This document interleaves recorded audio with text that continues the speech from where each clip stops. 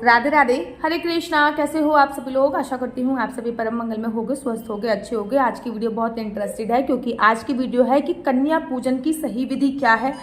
कन्या पूजन आपको किस दिन करना है, अष्टमी का कन्या पूजन आपको कब करना है, या फिर नौमी का कन्या पूजन आपको कब करना है, और कन्या पूजन के लिए आपको क्या क्या सामग्री की आवश्यकता है, कन्याओं का पूजन आप लोगों को कैसे करना है। वैसे तो ये वीडियो मैं बना के भी दिखा सकती थी, लेकिन मुझे लगा अच्छी तरीके से मैं आपको समझा दूं, उसके बाद मैं आपको बताऊं कि कन्या पूजन का सही तरीका क्या है और कन्या पूजन आप लोगों को कैसे करना है। सबसे पहले तो देखो, अगर आप अष्टमी तिथि पे कन्या पूजना चाहते हो, अष्टमी और नौमी तिथि इस दिन एक ही दिन है, तो अष्टमी तिथि का भी कन्या पूजन आपको 11 तारीख को करना है, नौवीं तिथि का भी कन्या पूजन आपको 11 तारीख को ही करना है। बस फर्क इतना है कि अगर आप अष्टमी तिथि का कन्या पूजन करना चाहते हो तो आप 11 तारीख को दोपहर को 12 बजे से पहले कर लीजिए, और आपको 10 बजे से भी पहले करना पड़ेगा क्योंकि 10:41 के आसपास राहु काल लग रहा है, और राहु काल में किसी भी प्रकार की कोई पूजा अर्चना वंदना शास्त्रों में मना हुई होती है। अर्थात आपको 10:30 बजे तक अष्टमी तिथि का कन्या पूजन 11 तारीख को एनी हाउ कर लेना है। और नौमी का जो कन्या पूजन है वो अगर आप 12:30 बजे की बात करोगे तो बहुत बहुत बहुत ज़्यादा सर्वोत्तम माना जाएगा। आप चाहो तो 12 तारीख को भी कर सकते हो अराउंड 12 बजे से पहले, लेकिन अगर 11 तारीख को करोगे ना तो सबसे ज़्यादा सर्वोत्तम माना जाएगा। तो चलिए प्रारंभ करते हैं कि कन्या पूजन आपको कैसे करना है। सबसे पहले आपको ये डिसाइड करना है कि जो कन्याओं की एज होनी चाहिए ना, वो अगर कन्याओं की एज 2 से 8 साल तक के बीच में होती है तो बहुत बहुत ज़्यादा सर्वोत्तम माना जाता है। नंबर दूसरी बात, कन्या जब आपके घर पे आती है तो सबसे पहले आपको दरवाजे पे एक परात में पानी भर के रख लेना है, उसमें थोड़े से पुष्प डाल लेने हैं, फूल डाल लेना है, उसमें थोड़ा सा गुलाब जल डालना है, फिर कन्याओं के पैर उस पानी में डुबोने हैं। उसके बाद अपने मतलब यहाँ पर एक तौलिया रख लीजिए, कोई कपड़ा रख लीजिए, मैं तो चुन्नी ही रख लेती हूँ, उसमें कन्याओं के आराम से पैर पूछने हैं और उसके बाद वो कन्या लेके आनी है। कन्या की जो एज मैंने आपको बताई है वो 2 से 8 साल तक की होनी चाहिए। कन्या के साथ साथ एक लंगूर नहीं 2 लंगूर होते हैं, एक हनुमान जी का स्वरूप माना जाता है, एक भैरव बाबा जी का स्वरूप माना जाता है, तो 2 लंगूर भी होने चाहिए। कम से कम कन्याओं का जो आपको रेशियो रखना है वो ऐसे रखना है, 7 हो गई, 9 हो गई, 7 हो गई, 9 हो गई, 11 हो गई, 21 हो गई। आप अधिक से अधिक जितने भी मात्रा में कर सकते हैं, कम से कम आपको 5 या 7 तो अवश्य लेनी है। लंगूर भी 2 लेने हैं, एक भैरव बाबा का रूप लेकर और एक हनुमान जी का रूप लेकर 2 आपको लंगूर भी लेने होते हैं। अब जब कन्या आपके घर पे एंट्री कर जाती है तो सबसे पहले आपने उनके चरण को अच्छी तरीके से पखारा है, धोया है, उसके बाद उनके चरणों को आपने जो है वो पोंछा है। उसके बाद उनके चरणों पे आपको रोली लगानी है, वो रोली आपको घर पे ही बनानी है। रोली में आपको थोड़ा सा आपको उस रोली में हल्का सा आपको हल्दी डालनी है, हल्दी डालने के बाद चूना डालना है, चूना डालने के बाद नींबू निचोड़ देना, वो रोली आपकी घर पे बन जाएगी। तो वो रोली आप चरणों के कन्याओं के पैरों के अंगूठे पे रखाइए। देखिए, किसी भी व्यक्ति का जो पूरा ओरा होता है वो उनके पैरों के अंदर होता है, वो भी अंगूठे के अंदर होता है। शास्त्रों में ना ऐसा वर्णन आया है कि लोगों के पैरों के अंगूठे, जो लोग आपको बहुत पॉजिटिव दिख रहे हैं उन लोगों के पैरों के अंगूठे छूने चाहिए, क्योंकि उनके पैरों के अंगूठे में ही सबसे बड़ा आपका मान सम्मान होता है। सबसे बड़ी जो वाइब्रेशंस होती है वो पैरों के अंगूठे में। आपने देखोगे बड़े लोग ना अपने पैर नहीं छुपाते, जो बहुत बड़े संत महात्मा आपने देखे होंगे, प्रेमानंद जी महाराज हो गए या फिर कोई और महाराज हो गए, वो अपने पैर नहीं छुआते और उनके पैर के अंगूठे तो बिल्कुल नहीं चलाते,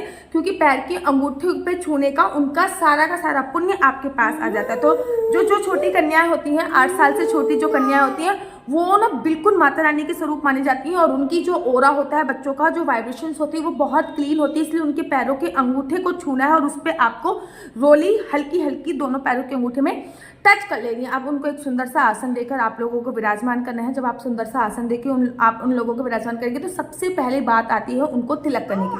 उनके पानी दीजिए। सबसे पहले पानी, कोई भी पानी आप अपना देने की फॉर्मेलिटी कीजिए। अगर पानी वो पी लेती हैं, एक सिप भी पी लेंगी तो भी बहुत अच्छा है। कोशिश कीजिए कि आप किसी डिस्पोजल में या फिर इस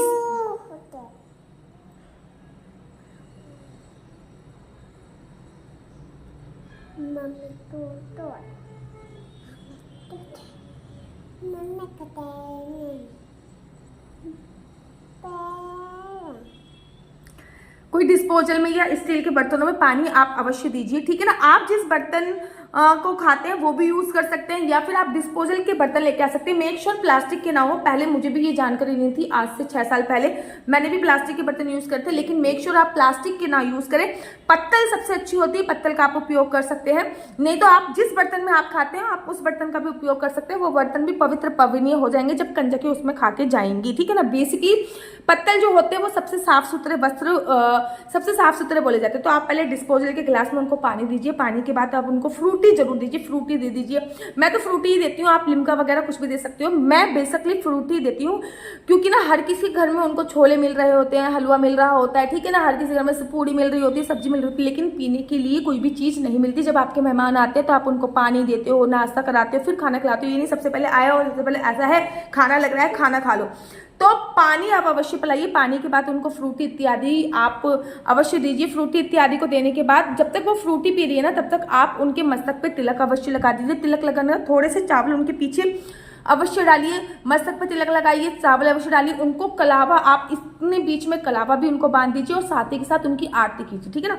एक जना कलावा बांधता जाए, घर में परिवार में 2-3 फैमिली मेंबर मौजूद है तो जब कंजक पूजक होती है ना तब लग जाते हैं। जैसे कि मेरे हस्बैंड उनको तिलक कर रहे होते हैं तो मैं कलावा बांध रही होती हूँ, ठीक है ना। जब वो फ्रूटी पी रही होती है तो मैं उनकी पत्तल लगा रही होती हूँ। कलावा बांधने के बाद, पूजा करने के बाद, तिलक करने के बाद, आरती करने के बाद आप उनको खाने का सामान प्रदान कीजिए। सबसे पहले पत्तल लगाइए, फिर उनको थोड़ा थोड़ा खाद्य सामग्री जो भी आपने बनाई है, हलवा जरूर बनाए। देखो कन्या पूजन में ना हलवा और पूड़ी, हलवा, काले वाले चने और पूड़ी का विशेष महत्व होता है। बाकी आप जो भी मन चाहे वो बना सकते हैं, किसी भी प्रकार की कोई सब्जी बना सकते हैं, लेकिन जो चीज कंजकों को पसंद आती है ना वो चीज का विशेष महत्व होता है। तो हलवा पूड़ी तो मोस्ट इंपॉर्टेंट है, हलवा पूड़ी और चने की सब्जी। बाकी आप जो भी बनाना चाहें वो बना सकते हैं। मैं पतले वाले आलू भी बना लेती हूँ, क्योंकि जीरा आलू वो कंजकों को बहुत पसंद आते हैं। तो पहले उनको खाना खिलाइए। आप उनसे ये बोलिए कि आप चाहे एक बाइट खा लो, आप ये मत कीजिए कि आप सारा खा लो। चाहे उनको भूख नहीं होती है, क्योंकि वो टाइम आप चाहे एक बाइट खा लो, लेकिन जरूर और जरूर खाओ। उसके बाद जो है, कोई भी जो कंजक को आप अपने घर पे ले जाइए कमरे के अंदर, उनसे ना जौ का थोड़े से दो जो आपने जो बोए हैं, खेतरी जो आपने बोई है वो तुड़वा लीजिए, अपने कान के पीछे लगाइए। वो खेतरी जो है वो आप खुद भी खाइए। सारी कंजकों को थोड़ा थोड़ा दो दीजिए। उसके तत्पश्चात आपको सारी की सारी जितनी भी कंजक है उनको दक्षिणा देनी है। दक्षिणा में ना आप एक का जरूर अटैचमेंट होना है, जैसे कि 11 रुपये हो गए, 21 रुपये हो गए, 31 रुपये हो गए, 51 रुपये हो गए, ये जरूर अटैच करना है। 11, 21, 31, 51 ये वाले प्राइस जरूर अटैच करना, मतलब 1 रुपया जरूर अटैच करना है। साथ ही साथ उनको कुछ ना स्टेशनरी का सामान गिफ्ट करना है। फॉर एग्जाम्पल पेन गिफ्ट कर दिया, पेंसिल गिफ्ट कर दी, कॉपी पेन गिफ्ट कर दी, जिससे ना आपकी माँ सरस्वती की कृपा आप पर बरसेगी। माँ सरस्वती आपसे बहुत बहुत बहुत ज्यादा प्रसन्न होगी। साथ ही साथ कोई भी एक फल जो है, सीजनेबल फल, केला ले लीजिए। केला आपको उनको उपहार के स्वरूप जरूर और जरूर देना है। केला देने के बाद अब आपको उनके चरण स्पर्श करने हैं और उनसे अपने हाथों पर सर जरूर रखवाना है। जैसे कि ना जब आप उनके पैर छूओगे तो उनसे आपको बकायदा ये बोलना है कि मेरे सर पर हाथ इस प्रकार से जरूर रखें। तो वो आपके सर पे ना हाथ जरूर रखेंगे, ताकि और आपकी जो वाइब्रेशंस है, उनका जो ऑरा है, उनकी जो वाइब्रेशंस है वो आप तक जरूर आए। कंजकों के पैर छूइए, उनसे आशीर्वाद जरूर और जरूर लीजिए। यहाँ पे बैठकर कंजकों ने खाना खाया है, तुरंत वो चीज हटाइए मत, वहां पे बैठकर आपको भी खाना खाना है। याद रखिए कंजकों की थाली कभी भी खाली नहीं जानी चाहिए। घर से जो भी थाली निकल रही है उसमें 2 या 4 पूरी जरूर और जरूर रखिए। थाली बिल्कुल भी खाली नहीं होनी चाहिए। थाली में कुछ ना कुछ खाद्य सामग्री आपको जरूर रखनी है। बाकी पूरी तरीके से आप पे निर्भर होता है। आप टिप्पन दे सकते हो, ग्लास दे सकते हो, पेन दे सकते हो, पेंसिल दे सकते हो, कॉपी दे सकते हो, टॉफियां दे सकते हो, जो भी आपको सामग्री है, कुछ मिठाई बना के मिठाई दे सकते हो, कुछ भी चीज आप दे सकते हो, चॉकलेट दे सकते हो, जो भी चीज वो अच्छे से मन से खाएं वो दे सकते हो। माता रानी के पास मैंने 2 नारियल रखवाए थे। जो एक नारियल लोटे पे रखा हुआ है वो उस नारियल को तो लाल कपड़े में लपेट कर आपको अपने मंदिर में रख लेना है, और मंदिर से फिर वो जब आप चौकी हटाओगे तो अपनी अलमारी में रख लेना। वो बहुत अभिमंत्रित नारियल हो गया। और उसके बाद आपको पास जो एक और नारियल रखवाया था उस नारियल को फोड़ लीजिए। उसका पानी जो है वो पूरे घर में छिड़काइए, या फिर आप ग्रहण भी कर सकते हो। और वो जो नारियल का टुकड़ा है वो सबको प्रसाद स्वरूप पूरे घर में बांटने हैं, और साथ ही के साथ माता रानी को भी अवश्य और अवश्य देना है। जब कंजकें चली जाती हैं तो जिस स्थान पर उन्होंने बैठ के खाना खाया है उस स्थान पर बैठकर आपको भी प्रसाद ग्रहण करना होता है। इस बात का आपको विशेष तौर पर ध्यान देना होता है। कंजकों से एक बार जोर से जयकारा अवश्य लगाइए, जिससे घर से आपके घर पे जितनी भी नेगेटिव वाइब्रेशंस होती हैं वो सारी की सारी चली जाती है। तो इन बातों का आपको विशेष तौर पे ध्यान देना है। आशा करती हूँ कि आपको ये कंजक पूजन जो विधि है वो बहुत अच्छी तरीके से समझ में आई होगी।